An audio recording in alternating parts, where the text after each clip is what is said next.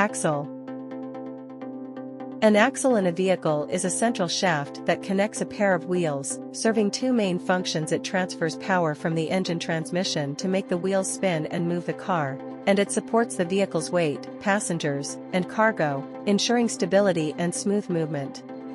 Axles link the wheels, allowing them to rotate together or independently in independent suspension systems while absorbing road shocks. Functions.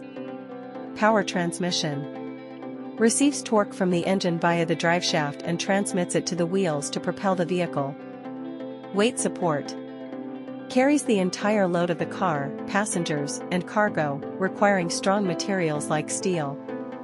Wheel positioning. Keeps the wheels aligned and spaced correctly. Shock absorption. Helps absorb impacts from uneven road surfaces, contributing to ride comfort. Types of axles. Live axles, solid axles. A single rigid beam connecting rear wheels, common in older RWD, 4WD vehicles, offering simplicity but a rougher ride. Independent axles, CV axles. Each wheel has its own axle shaft and joint, allowing for independent movement for better traction and a smoother ride, standard in most modern cars.